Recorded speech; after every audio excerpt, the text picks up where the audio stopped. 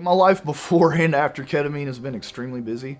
A lot of the reason why I ended up having ketamine treatments was because of working a lot of hours and not taking care of myself, and then kind of sliding spiritually down the hill. The reason why I came here is because I relapsed on drugs after being sober for 6 years and almost died. I'll tell you, before I came to ketamine, there were certain times where the urges were so strong that it would take me days to fight them.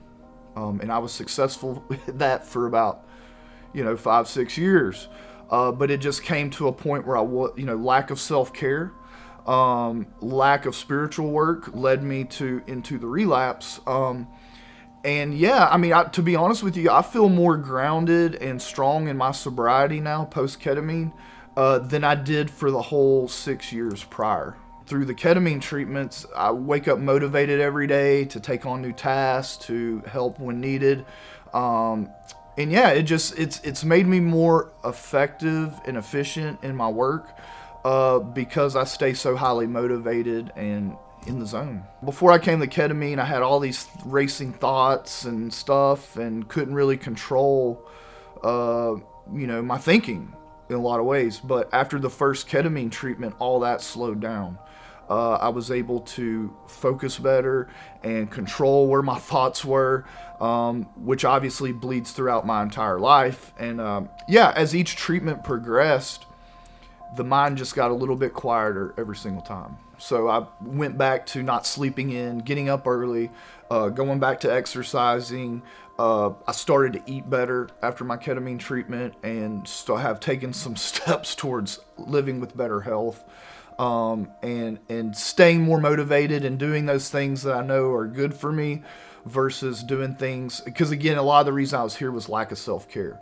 So since the ketamine, my spiritual practice has increased, and just a lot of different things that again mold into lifestyle change that kind of keep the treatment working, indefinitely into the future. I'm in the space with the psychedelic churches and stuff, so there's constant battle between people who are use psychedelics spiritually and then people who use it medically.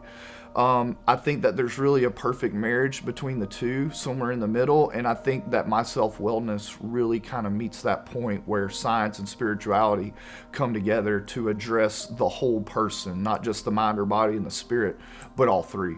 My religious practice involves the ritualistic consumption of entheogens, so I've dealt with a lot of what people say psychedelics things, have a lot of experiences. But before I came here, I had kind of a thing against synthetic substances, right? Not totally against it, but it, in a sense, was somewhat against my religious views to engage with synthetic. So I had some hesitancy because of that. But when I got here, after my first session, it was incredible, and I was able to really step outside of myself. So there's a lot of entheogens that can take you outside of yourself that cause ego death, right? But a lot of it is very sudden and jarring.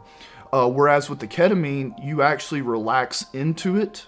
And then you kind of step outside of yourself. So it was just a very relaxed, smooth transition to kind of out of your body. They care, they care. They want to see everybody do better, be successful, move past these things that got you here.